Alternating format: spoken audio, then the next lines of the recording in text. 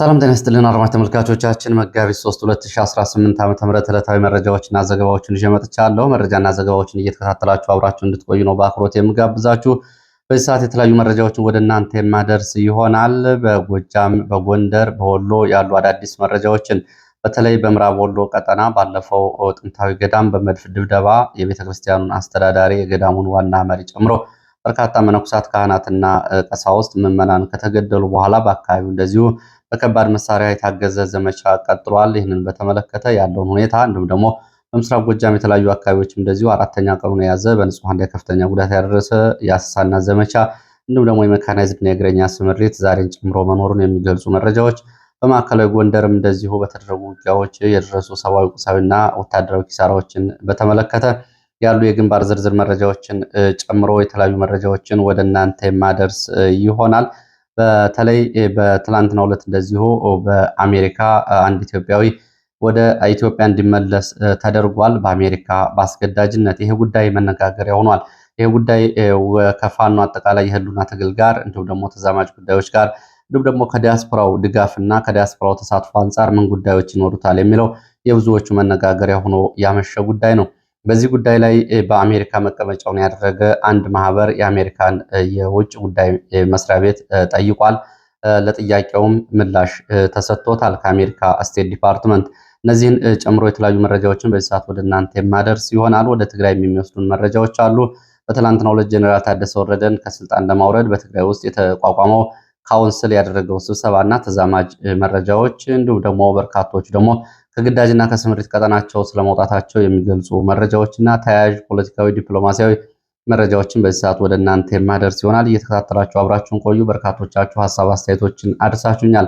ካደረሳችሁኝ አስተያየቶች መካከል የአፍሪካ ቀንድ ቀጠናዊ ሁኔታ በተለይ ደግሞ ሰሞኑን በሱዳን በሽብርተኝነት የተፈረጀው በአሜሪካ ማለት ነው የሙስሊም ብራዘርሁድስ ወይም ደግሞ የሱዳን እስላማዊ ንቅናቄ የሚባለው ታጣቂ ኃይል ከአልቡርሃን ጎን የተዋጋ የሚገኘው ኃይል ከዚህ ጋር በተያያዘ ቀጠናዊ ጉዳዮች፣ የህልውና ትግል፣ የትጥቅ ትግል፣ የኤርትራ እንዲሁም ደግሞ ተዛማጅ ጉዳዮችን ያነሳ እንደዚሁ ሰፋ ያለ ቀጠናዊ ምልከታ ያለው ጥቆማ እና አስተያየት አድርሳችሁኛል። በእጅጉ ነው የማመሰግነው። ተመልክቼዋለሁ። ከዚህ አንጻር የአማራ የህልውና ትግል ከሱዳን ከኤርትራ እንዲሁም ደግሞ በኢትዮጵያ ውስጥ ካለውና በመካከለኛው ምስራቅ ከአፍሪካ ቀንድ ጋር በተያያዘ ምን ጉዳዮች ይኖሩታል የሚለውንም እንደዚሁ ለማንሳት የሞከረ ጽሁፍ ነው። ከዛ ባሻገር እንደዚሁ ቴክኖሎጂን በተመለከተ እንደዚህ ሌላ ሰው ጥቆማ አድርሷል። እንደዚሁ ከትጥቅ ትግል ጋር በተያያዘ እነሱንም እንደ አስተያየቶቻቸውን ደርሰውኛል። አመሰግናለሁ። በአዲስ አበባ ትናንትና የቀረበውን አዲስ አበባን ጨርሶ የመዋጥ እንዲሁም ደግሞ አዲስ አበባን የመጠቅለል የኦህዴድ የመጨረሻ ረቂቅ ሰነድን በተመለከተም እንደዚሁ ከሰነዱ በላይ መሬት ላይ በተግባር በርካታ ጉዳዮች እየተፈጸሙ ነው የሚሉ ጉዳዮችን አድርሳችሁኛል። ለምሳሌ በአዲስ አበባ ተቀንሰው ወደ ሸገር ከተማ የተወሰዱ አካባቢዎች የደንበኞች የውሃና የመብራት አገልግሎት ክፍያ እንኳን ለመክፈል በመቸገራቸው አሁን ሙሉ በሙሉ ከአዲስ አበባ ውሃና ፍሳሽ እንዲሁም ደግሞ ከአዲስ አበባ መብራት ኃይል ውጭ ሆነው እንደተቸገሩና ይህንን ወደ ሸገር ከተማ ሄዱ በሚል እንግዲህ ውሃው እየመጣ ያለው ከአዲስ አበባ ከተማ አስተዳደርና በአዲስ አበባ ከተማ መሰረተ ልማት ነው። ክፍያውን ግን ሸገር ከተማ ለሚባለው የኦሮሚያን ለማጠናከር ለዛ ትከፍላላችሁ በመባል እንደዚሁ መቸገራቸውን የሚገልጽም እንደዚሁ ጉዳዩን በተመለከተ ተጨማሪ አስተያየቶችን አድርሳችሁኛል። አመሰግናለሁ። እንግዲህ አዲስ አበባ ላይ እየሆነ ያለውን ጉዳይ ምናልባት ሰፊ ፕሮግራም ይዞና ያሉትን ነገሮች ማጋለጥ ነው የሚያስፈልገው። ከዚህ በፊትም ያለማቋረጥ በአዲስ አበባ ላይ እንግዲህ ከጠቅላይ ሚኒስትር እስከ ከንቲባ እንዲሁም ደግሞ እስከ ኦሮሚያ ክልል አስተዳደር ድረስ ሶስቱም የኦህዴድ አካላት በያዟቸው የስልጣን ጉልቻዎች ላይ ጠቅላይ ሚኒስትሩ የኦህዴድ ሰው፣ ከንቲባ የኦህዴድ ሰው፣ አዲስ አበባ ዙሪያና አዲስ አበባ ኦሮሚያ ክልል በሚል የኦህዴድ ሰዎች ሶስቱ ነው እየወሰኑ ሌላው ኢትዮጵያዊ በአዲስ አበባ ጉዳይ ላይ ሳይሰማ ሳያይ የሚሆኑ ጉዳዮችን በተመለከተ የማጋለጥ ስራዎች ይቀጥላሉ። አመሰግናለሁ። እንግዲህ አሁን ወደ ያስኳቸው መረጃዎች ሲሄድ የአማራ ማህበር በአሜሪካ ፋኖን በተመለከተ ከአሜሪካ የውጭ ጉዳይ መስሪያ ቤት እንደዚሁ ማብራሪያ ጠይቋል። የአማራ ማህበር በአሜሪካ በስቴት ዲፓርትመንት ማብራሪያ እየጠየቀው ፋኖን በተመለከተ ትላንትና ከወጣው የተያያዥ ዲፖርት ወይም ደግሞ ስደተኛ ከመመለስ ጋር በተያያዘ የፋኖ ስም መነሳቱን ተከትሎ በዚህ ጉዳይ ላይ የአሜሪካ የውጭ ጉዳይ መስሪያ ቤት ማብራሪያ እንዲሰጥ ነው የተጠየቀው። ሰለሞን ቦጋለ ከአሜሪካ ከአሜሪካ ወደ ትውልድ ሀገሩ ወደ ኢትዮጵያ በግዴታ እንዲመለስ መደረጉ ወይም ደግሞ ዲፖርት መሆኑን ተከትሎ የተለያዩ ጉዳዮች ሲወጡ ነበረ። በዚህም የአማራ ማህበር በአሜሪካ የስቴት ዲፓርትመንት ሰዎችን ጠይቆ ምላሽ እንዳገኘ የማህበሩ የአድቮኬሲ ዳይሬክተር ሆነ ማንደፍሮ ይህንን ገልጾልኛል። ሰለሞን ቦጋለ በግዴታ ወደ ኢትዮጵያ መመለስ ጋር በተያያዘ የፋኖ ስም አብሮ ተነስቷል። የአሜሪካ ውጭ ጉዳይ መስሪያ ቤት ስቴት ዲፓርትመንት ከፋኖን በፍጹም በሽብርተኝነት እንዳልፈረጀው እና ከዚህ ጋር የተያያዘ ጉዳይም እንዳላነሳ ነው ምላሽ እየሰጠው። በአሜሪካ ያለውን አጠቃላይ ፍረጃ በተመለከተ የተለያዩ ፍረጃዎች እንዳሉ እንግዲህ የወጡ መረጃዎች ያሳያሉ። ከዚህ ጋር በተያያዘ የህግ ባለሙያዎችም የተለያዩ አስተያየቶችን እየሰጡ ነው የሚገኘው። እንግዲህ ስለ ፍረጃውን በተመለከተ ሰለሞን ቦጋለ ወደ ኢትዮጵያ እንዲመለስ በማድረግ በኩል ያደረገው ተቋም ማብራሪያ መጠየቅ እሱን ትችላላችሁ የሚል ምላሽ ለማህበሩ ስቴት ዲፓርትመንት ምላሽ ሰጥቷል። ሰለሞንን ቦጋለን በተመለከተ እንግዲህ አስገድዶ የመለሰውና በአሜሪካ ያገኛቸው የነበሩ ጥቅማጥቅሞችን የቪዛ የስደተኝነት ከለላና ተያያዥ ጉዳዮችን የከለከለው ተቋም ሌላ ተቋም ነው። ይህም ተቋም የአሜሪካ የስደተኞች እና የጉምሩክ ደንበኞች የተባለ መስሪያ ቤት ነው እንጂ ስቴት ዲፓርትመንት አይደለም። ስቴት ዲፓርትመንትም ፋኖን ሽብርተኛ አላለም፣ በዚህ ጉዳይ ያለው ነገር የለም የሚል ምላሽ ተሰጥቷል። እንግዲህ የአሜሪካ የስደተኞች እና የጉምሩክ ደንበኞች ጉዳይ የተባለው መስሪያ ቤት ባወጣው መግለጫ ላይም እንግዲህ ሰለሞንን ስለመመለስ እንደዚሁ መግለጫ ሰጥቷል። መስሪያ ቤቱ ባወጣው መግለጫ ሰለሞን ጥገኝነት የመጠየቅ መብቱ የተከለከለ በአሜሪካ ደረጃ 3 በተባለ የሽብር ቡድኖች ደረጃ የሐሳብ፣ የገንዘብ፣ የሚዲያ ድጋፍ በመስጠት በተለይ በነበረው ጦርነት የትግራይ ተወላጆችን ጋር በተያያዘ ከማጽዳት ጋር በተያያዘ በተነሳ የወንጀል ፍረጃ እንደተመለሰና ጥገኝነቱ ውድቅ እንደተደረገ ነው ይሄ መስሪያ ቤት ባወጣው መግለጫ የገለጸው። እንግዲህ በዚህ ምክንያት ሰለሞን ቦጋለ በአሜሪካ ጥገኝነት መብቱ ተገድቦ ወደ ኢትዮጵያ በኃይል እንዲመለስ ወይም ደግሞ ዲፖርት እንዲደረግ ተደርጓል። በአሜሪካ መንግስት 3 የፍረጃ ደረጃዎች እንዳሉም እንግዲህ በዚሁ ምናልባት በአሜሪካ መረጃዎችን የምትከታተሉ የህግ ባለሙያዎች በቅርብ ያላገኛችሁ ካላችሁ ይህንን የአሜሪካን ህግ እንግዲህ በተለያየ መንገድ ልታገኙ ትችላላችሁ። ከተለያዩ የአሜሪካ ገጾችም ይሄ ጉዳይ አለ። በአሜሪካ 3 የሽብርተኝነት ደረጃዎች እና እንዳሉ ነው እየተገለጸው። ከዚህ በተያያዘ እንግዲህ በአሜሪካ 3 የሽብርተኝነት ደረጃዎች እንዳሉም መረጃዎች ይጠቁማሉ። በአሜሪካ ያሉት የሽብርተኝነት ደረጃዎችን በተመለከተ የመጀመሪያው ደረጃ 1 የሚባለው ፍረጃ በአሜሪካ የውጭ ጉዳይ መስሪያ ቤት የውጭ የሽብር ድርጅቶች ተብለው የሚፈረጁ ሲሆን ከአሁን በፊት በአሜሪካ የውጭ ጉዳይ መስሪያ ቤት እንደ አልቃይዳ፣ አይኤስኤስ፣ ሐማስ፣ ሂዝቦላህ ተፈርጀው ይገኛሉ። ከነዚህ ጋር እንግዲህ በእነዚህ ቡድኖች ደረጃ ምደባ ጋር በጥብቅ ወንጀል የሚፈለጉ እነዚህን ድጋፍ ያደረገም ሰው ተመሳሳይ በወንጀል በአሜሪካ በጥብቅ የሚፈለግ እንደሆነ ነው በዚህ የፍረጃ ደረጃ የሚታየው። ከዚህ ጋር በተያያዘ ሰሞኑን የሱዳኑ ሙስሊም ብራዘርሁድስ ወይም ደግሞ የእስላማዊ ንቅናቄ ቡድን የኢራን አብዮታዊ ዘብ ድጋፍ በመቀበል በሚል በአሜሪካ በሽብር መፈረጁ ይታወቃል። እነዚህ ቡድኖች እንግዲህ በአሜሪካ መንግስት የጸጥታ እርምጃ ጭምር የሚወሰድባቸው በጥብቅ የሚፈለጉ ናቸው። ሁለተኛ ደረጃ ሽብር ደግሞ በአሜሪካ ያለው እነዚህ ደግሞ በአቃቢ ሕግ እና በስቴት ጸሐፊዎች ሴት ሴክሬታሪ በኩል የሚፈረጁ ናቸው። እንግዲህ የላይኛውን የውጭ ጉዳይ ሚኒስትር ነው የሚፈርጀው። እነዚህ ደግሞ በአሜሪካ አቃቢ ሕግና በስቴት ጸሐፊዎች የሚፈረጁ ናቸው። እነዚህ ወደ አሜሪካ የሚገቡ የአሜሪካ ስደተኛ ጥያቄ የማይሰጣቸው በእነሱ ድጋፍ በሚደረጉ የአሜሪካ የሽብርተኝነት ሕግ በተለያየ ደረጃ ጉዳያቸው የሚታይና የሚጠየቁ ይሆናሉ ማለት ነው።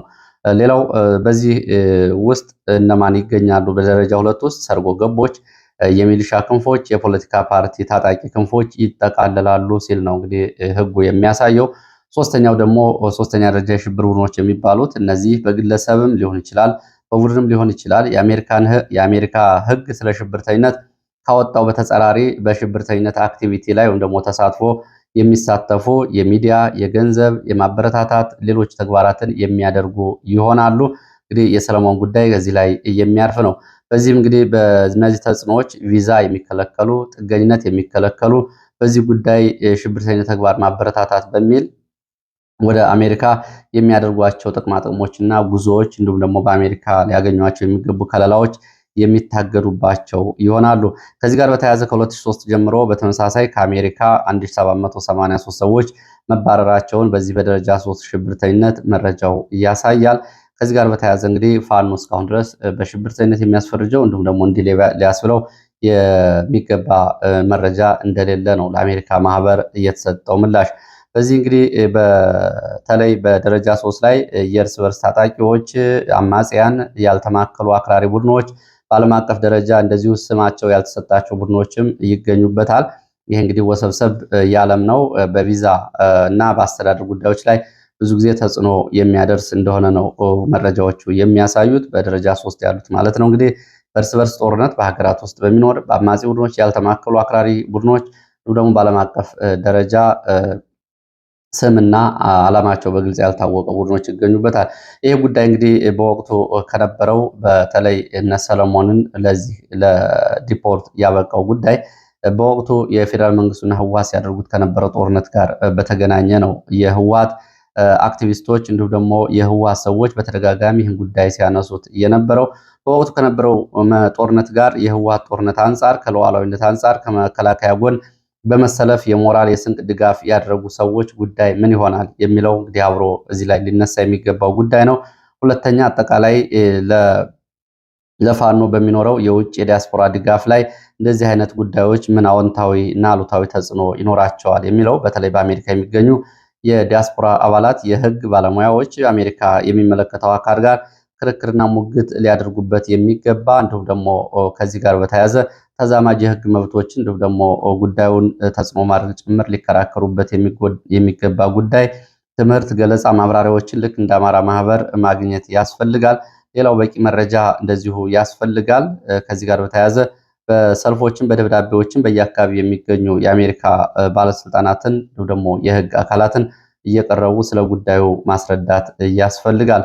ከዚህ ጋር በተያያዘ እንግዲህ ሰለሞን ቦጋለ በተደረጉ ጸረ ህወሓት ትግሎች ፊት አውራሪ በመሆን ከ2005-2006 ጀምሮ በተለይ ህወሓት በወልቃይት ላይ ይፈጽመው የነበረውን የዘር ማጥፋት ወንጀል ጭምር ሲቃወሙ ከነበሩ ሰዎች መካከል አንዱ ነው።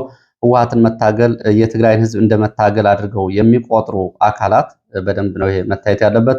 ህወሓትን መታገል የትግራይ ህዝብን እንደመታገል አድርገው የሚቆጥሩ አካላት ባደረጉት ማመልከት ከዚህ ጋር በተያያዘ ባቀረቡት የማህበራዊ ሚዲያ ተሳትፎ ጭምር እንግዲህ ሰለሞን ወደ ሀገር በኃይል እንዲመለስ ተደርጓል። እንግዲህ ህወሓት በአማራ ህዝብ ላይ የፈጸመውን ዘር ማጥፋት ትክክል ነው ብሎ እንደማለት ነው የሚሆነው። ይሄ ጉዳይ ህወሓትን መቃወም የትግራይ ህዝብን እንደመቃወም ተደርጎ ከታየ፣ በሌላ ጎኑ እንግዲህ ህወሓት በአማራ ህዝብ ላይ ለፈጸመው የዘር ማጥፋት እውቅና መስጠት ነው። ይሄ በግራ በቀኝም ላሉት የሚሰራ ነው። የአማራ የህልውና ታጋይ ነኝ ብሎ በህወሓት እንዲሁም ደግሞ ከህወሓት ጋር በተያያዘ ያሉ ሰዎች ላይ በሚነሱ ጉዳዮች ላይ አዎንታዊ ድጋፍ መስጠት የአማራን ህዝብ የዘር ማጥፋት ህወሓት የፈጸመውን ዛሬ እንኳ በዚህ ሰዓት በራያ ላይ እየፈጸመውን ያለውን ጥፋት መደገፍ ተደርጎ ነው እንግዲህ ሊታይ የሚችለው። የፖለቲካ አቻ ትርጉሙ ከዚህ የተለየ ሊሆን አይችልም። እንግዲህ ሰለሞን በቁርጠኝነት በተለይ በአማራ ላይ በ8 ዞኖች ላይ ህወሓት ወረራ ሲፈጽም ከእንግሊዝ ለንደን በመነሳት በመምጣት ይህንን በማስተባበር ስንቅ ድጋፍ ትጥቅ በማድረግ ህወሓት ከአዲስ አበባ በ180 ኪሎ ሜትር ርቀት በነበረበት ጊዜ ከተሰለፉ ወቅቱ ህወሓትን ከሚታገሉ አክቲቪስቶች፣ የማህበራዊ ሚዲያ አስተባባሪዎች መካከል አንዱ ነው። ይሄ ነው እንግዲህ የሆነው። ለማንኛውም ይሄ ነው። ከዚህ ጋር በተያያዘ የአማራ ማህበር እንደዚሁ ወቅታዊ ማሳሰቢያ ሰጥቷል። በተለይ በአሜሪካ ለሚኖሩ እንዲሁም ደግሞ የፋኖ ትግልን ለሚደግፉ የዲያስፖራ አባላት ግልጽ በሚል ማብራሪያ አስተላልፏል። ያው ትናንትና ከስቴት ዲፓርትመንት ጋር ከነበረው ማብራሪያ ባሻገር የሚከተለውን ማብራሪያ ሰጥቷል። በህግ ባለሙያዎች ከሚሰጡት በተጨማሪ ማህበሩ የአሜሪካ የኢሚግሬሽን አስፈጻሚ ልምዶች እና በቅርቡ በተደረገው ስደተኞችን ከሀገር የማስወጣት ሂደት ፋኖን ደረጃ 3 ወይም ደግሞ ቴር 3 የሽብር ቡድን በሚል መጠራቱን ተከትሎ ተነሱ ስጋቶችና የተሳሳቱ መረጃዎች ስርጭት ለመግታት የተሰጠ ማሳሰቢያ በሚል ማህበሩ የአማራ ማህበር በአሜሪካ የውጭ ጉዳይ ሚኒስቴር በኩል በፋኖ ላይ የተጣለ ምንም አይነት ይፋዊ የውጭ ሽብርተኝነት ድርጅት ስያሜ አለመኖሩን ማረጋገጡን፣ በቅርቡ የተጠቀሰው ደረጃ 3 መጠሪያ በኢሚግሬሽን እና የጉምሩክ አስተባባሪ ወይም በዜግነት ኢሚግሬሽን አገልግሎት ለኢሚግሬሽን ህግ ማስፈጸሚያ የሚያገለግል ይፋዊ ያልሆነ እንደየሁኔታው የሚወሰን አስተዳደራዊ ህግ ስለመሆኑ ይህ አስተያየም በህግ ባለሙያዎች ዘንድ ከፍተኛ ትችት የሚሰነዘርበት እና ግለሰቦችን ከሀገር ለማስወጣት ሰፊና ወጥ ያልሆነ አተገባበር ያለው ሁሉንም ያጠቃልላል ተብሎ የሚፈረጅ ምድብ ነው። ማህበሩ በኢትዮጵያ ውስጥ በንጹሐን ህዝብ ላይ የሚፈጸሙ ማናቸውንም ጥቃቶች የሚያወግዝ ሲሆን በአማራ የዘር ማጥፋት ላይ ገለልተኛ ምርመራ እንዲደረግ ጥሪውን ያቀርባል። ታማኒነት ያለው ምርመራ በሌለበት ሁኔታ በዘር ማጥፋት ተሳታፊ የሆኑ ገዳይ ቡድኖችና ተላላኪዎቻቸው ተጎጂዎችን ጥፋተኛ ለማድረግ እንዲሁም ሰላምና ፍትህን ለማደናቀፍ የተቀናጀ የሐሰት መረጃ ዘመቻ እያካሄዱ ይገኛሉ። ባለሙያዎች በጥናቶችና በጋዜጠኞች ከዚህ ጋር በተያያዘ እንደተገለጸው የአማራ ፋኖ በኢትዮጵያ ውስጥ የከተማና የገጠር ማህበረሰቦችን ከዘር ማጥፋት ለመታደግ የሚንቀሳቀስ የህዝብ የራስ መከላከያ ኃይል ነው። ባለፉት ዓመታት ፋኖ በኢትዮጵያ ውስጥ በመንግስትና መንግስታዊ ባልሆኑ የታጠቁ ቡድኖች ከሚሰነዘሩ ጥቃቶች ራሱን ለመከላከል ተዋግቷል። ከሁሉም በላይ ደግሞ በኢትዮጵያ ውስጥ በአማራ ተወላጆች እና በኦርቶዶክስ ክርስቲያን ማህበረሰቦች ላይ የሚፈጸሙ የዘር ማጥፋት፣ የጦር ወንጀሎች፣ ሰብአዊ መብት ላይ የሚፈጸሙ ወንጀሎችን ጨምሮ መጠነ ሰፊ ሰብአዊ መብት ጥሰቶች በሪፖርቶቹ አረጋግጧል። ማህበሩ የማህበረሰብ አባላት በግል የኢሚግሬሽን ጉዳዮቻቸው ላይ የህግ ባለሙያ ምክር እንዲጠይቁ እናሳስባለን። ተጨማሪ የማህበረሰብ አባላት በህገወጥ ወይም በወንጀል ድርጊቶች በተለይም በኢትዮጵያ በአማራ ማህበረሰብ ላይ የሚፈጸሙ ጥቃቶችን በማነሳሳት ወይም ደግሞ በመፈጸም በሚሳተፉ ግለሰቦች ላይ ሪፖርት እንዲያደርጉ እናሳስባለን። ማህበሩ ተመሳሳይ ህገወጥ ወይም የወንጀለኛ ድርጊቶች መረጃ ሲኖረው ከአሜሪካ የህግ አስከባሪ አካላት ጋር ለመተባበር ማህበሩ ዝግጁ መሆኑን በዚህ መንገድ ገልጿል። አጠቃላይ እንግዲህ በዘር ማጥፋት ተሳታፊ የሆኑ ገዳይ ቡድኖች ተላላኪዎቻቸው ተጎጂዎችን ጥፋተኛ ለማድረግ እንዲሁም ሰላምና ፍትህን ለማደናቀፍ የተቀናጀ የሐሰተኛ መረጃ ዘመቻ እያካሄዱ ይገኛሉ ብሏል። እንግዲህ ሌሎቹ ይህንን ዘመቻ እና ሐሰተኛ መረጃ የሚያሰራጩ ታማኝነት ያለው ምርመራ እንዲደረግ ጥያቄ አቅርቧል። ወደ ሌሎች መረጃዎች እሄዳለሁ። ወደ ሌሎች መረጃዎች ሲሄድ ወደ መቀሌ የሚወስደን መረጃ ነው የሚያስከትለው። በትግራይ ስውር መንግስት በሚል የተቋቋመው ካውንስል ጀነራል ታደሰ ወረደን ትላንትና ከኃላፊነት ለማንሳት ያቀረበውን ጥሪ ጀነራል ታደሰ ወረደ ውድቅ ማድረጋቸው ነው የተገለጸው። ጀነራል ታደሰ ስልጣንህን ልቀቅ የሚለውን የካውንስሉን ጥያቄ ውድቅ አድርጎታል። የጀነራል ታደሰ የካውንስሉ አይደለም ስልጣን የሰጠኝ የፌዴራሉ መንግስት ነው የሚል ምላሽ ነው የሰጠው። ካውንስል የተባለው ደግሞ ፕሬዚዳንቱ ነህ፣ ከፊል መንግስት ከፌዴራል መንግስት ያለንን ጥቅም እንዳናገኝ አድርገሃል። እንዲሁም ደግሞ ሹም የተባልካቸውን ሰዎች ብትሾምም በቂ ክትትል አላደረክም፣ ስለዚህ ስልጣን ልቀቅ የሚል ነው እንግዲህ ካውንስሉ ያቀረበበት። ይህ ጉዳይ የቀረበው እንግዲህ ጀነራል ታደሰ የስልጣን ጊዜው ሊጠናቀቅ ቀናት የቀሩት መሆኑን ተከትሎ ይህ ካውንስል በሚል ከሶስት የተለያዩ አካላት ከጊዜያዊ አስተዳደሩ ራሱ ጀነራል ታደሰ ወረደ ያለበት ቡድን እና ከትግራይ ታጣቂዎች እንዲሁም ደግሞ ከትግራይ ጸጥታ አስተዳደር የተካተተው ቡድን ነው ይህንን እያደረገ ያለው። ስለዚህ ይህንን ለመያዝ በሚል ታደሰን ልቀቅ ቢለውም ታደሰ ስልጣን አልለቅም ብሏል። እንግዲህ የሾመኝ ፌዴራል ነው ብሏል። ፌዴራል ነው የሚሽረኝ የሚል ምላሽ ነው የሰጠው። እናንተ እነማን ናችሁ ብሏል። ካውንስሉ ጀነራል ታደሰን ጨምሮ ከህወሓት ደብረጽዮን፣ ፈትለወርቅ አብርሃም እንዲሁም ደግሞ ከታጣቂ ኃይሉ ምግበ ዮሐንስ፣ ኃይለስላሴ፣ ፍስሐ ማንጁስ፣ አማኑኤል ይገኙበታል። ጀነራል ታደሰ ትላንትና እንግዲህ ቀጣይ መከት ለሚደረግ ዘመቻ ያለ አቋም ምንድን ነው የሚል ጥያቄ አቅርበውለት ነበር። እኔ ከእናንተ የተለየ አቋም የለኝም፣ በሰላም የማይሳካ ከሆነ ተሸንፈን መኖር ስለማንችል ለሁሉም ነገር እንዘጋጃለን፣ ይህን እየሰራው ነው የሚል ምላሽ ሰጥቷል ካውንስሉ። ይህንን በተመለከተ እንግዲህ ጀነራል ታደሰ ወረደን በኃይል ከስልጣን ያነሱታል ወይስ ደግሞ የፌዴሬሽን ምክር ቤት 6 ወራት ስልጣኑን የማራዘም መብቱን ተጠቅሞ ያራዝምለታል የሚለው ጉዳይ አብሮ የሚታይ ነው የሚሆነው። ከዚህ ጋር በተያያዘ በትግራይ እንደዚሁ በርካታ የህወሓት ታጣቂዎች ከግዳጅና ስምሪት ቀጠናቸው በመውጣት ወደ ሀራ መሬት ወደ ተብ የሚባለው ታጣቂ ስለመቀላቀላቸው እንዲሁም ደግሞ ስለመጥፋታቸው የሚገልጹ መረጃዎች ወጥተዋል። በአርሚ ደረጃ ባለፉት 2 ቀናት የጠፉ ታጣቂዎችን በተመለከተ የወጣው አሃዛዊ መረጃ አርሚ 31 ውስጥ 15 ታጣቂዎች እንደዚሁ ከግዳጅ ቀጠና ወጥተዋል። አርሚ 17 8 ታጣቂዎች፣ አርሚ 22 12 ታጣቂዎች፣ አርሚ 24 10 ታጣቂዎች፣ አርሚ 15 5 ታጣቂዎች፣ አርሚ 33 4 ታጣቂዎች፣ አርሚ 44 6 ታጣቂዎች እንዲሁም ደግሞ የአርሚ 60 አዛዥና ህወሓት እያቋቋመው ያለው የአየር ኃይል ምድብ አዛዥ ተደርገው የነበሩ ግደይ መሐሪ ኮሎኔል እንደዚሁ ወደ ሀራ መሬት ስለመቀላቀላቸው መረጃዎቹ ገልጸዋል። ከዚህ ጋር በተያያዘ እንደዚሁ የህወሓት ታጣቂዎች በራያ አላማጣም እንደዚሁ የተቋማትን ንብረቶች ሽጠው ወደ አዲስ አበባ ሊያመልጡ ሲሞክሩ በቁጥጥር ስር መዋላቸው ነው የተገለጸው። ያው እንግዲህ በትግራይ በርካታ ወጣቶች ታጣቂዎችን ጨምሮ ከትግራይ ለቀው እየወጡ መሆኑ መነጋገሪያ ጉዳይ ከሆነ ሰንብቷል። ከዚህ ጋር በተያያዘ በትላንትናው ዕለት በራያ አላማጣ የትምህርት ቤት፣ የጤና ተቋማት ወንበርና ጠረጴዛ፣ ብረታ ብረት ሳይቀር ሽጠው ወደ አዲስ አበባ ለማምለጥ የሞከሩ 6 የህወሓት ታጣቂዎች በራያ ቆቦ ጮቢበር ተብሎ በሚጠራው አካባቢ በቁጥጥር ስር ስለመዋላቸው የሚገልጹ መረጃዎች ወጥተዋል። ወደ ሌላ መረጃችን ስንሄድ ወደ አማራ ክልል ያሉ የግንባር መረጃዎችን የማስከትለው ወደ ደንቢያ የሚወስደን መረጃ አስከትላለሁ።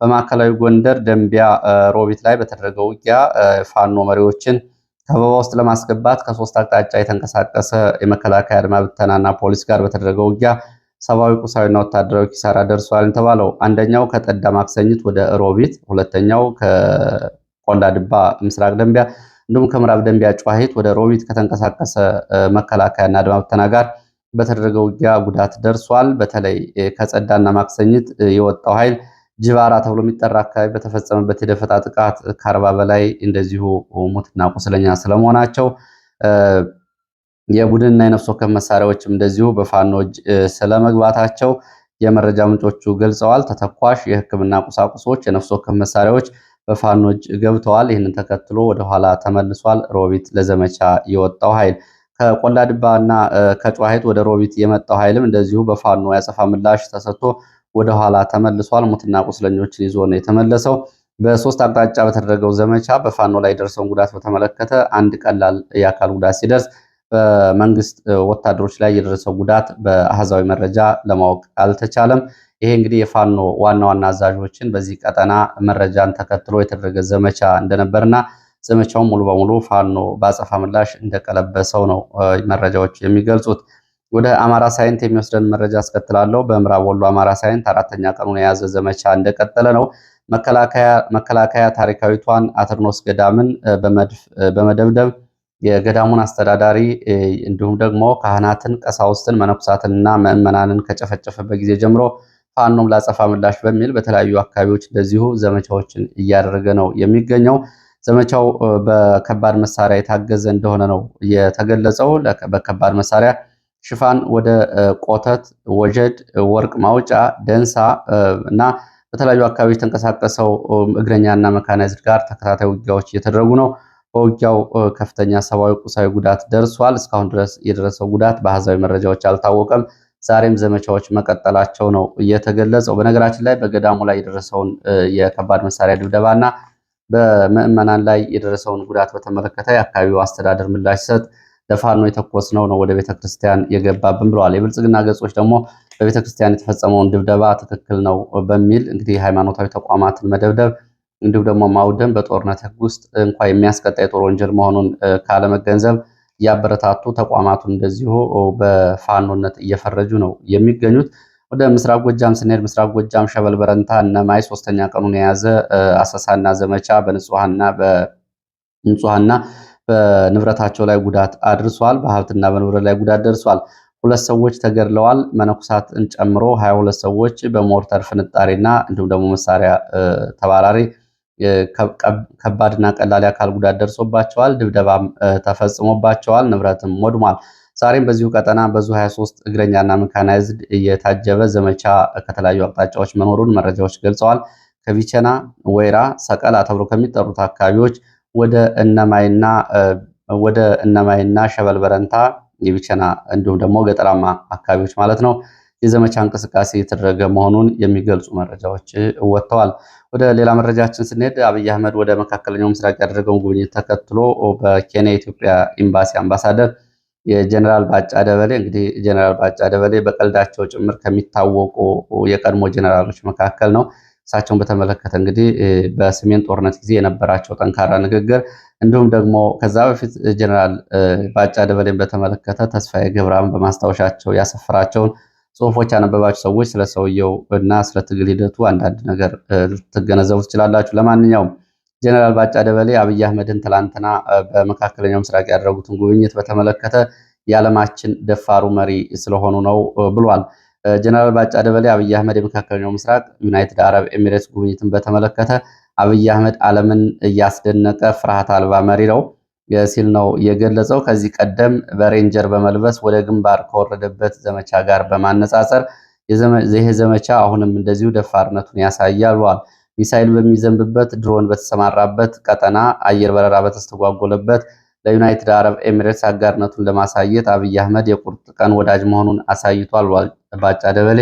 እንግዲህ በዚህ መካከል አብይ አህመድ እንደዚህ አይነት ኃላፊነት የወሰደበት ጉዳይ ምንድን ነው ሲባል እሱም ለገጠመው ፈተናና ላለበት አጣብቂኝ ከአረብ ኤሚሬትስ የሚያገኘውን ድጋፍ ግምት ውስጥ ማስገባት ነው ይህንን ኃላፊነት የወሰደው እንጂ አብይ አህመድ እንግዲህ በስልጣን ላይ ለመቆየት ካለው እንዲሁም ደግሞ ስልጣን እንዴት መያዝ እንዳለበት ከአግባቡ ከደህንነት መስሪያ ቤት እስከ ኢንሳ ድረስ እንዲሁም አሁን ደግሞ ብዙ ኃይል እና ብዙ ስልጣን በእጁ ባለበት ሰዓት እንዴት መጠበቅ እንዳለበት ያውቃል። እንዲህ አይነት ኃላፊነት የወሰደው ካለበት የከፋ ችግር አንጻር እንጂ አብይ አህመድ እንግዲህ ይህንን ደፋር ስለሆነ ነው ብሎ መናገር ግን ላይቻል ይችላል። ለማንኛውም ያሉ መረጃዎች እነዚህ ናቸው። ስለተከታተላችሁ በእጅጉ አመሰግናለሁ። በሌላ ተመሳሳይ መርሃ ግብር እንገናኛለን።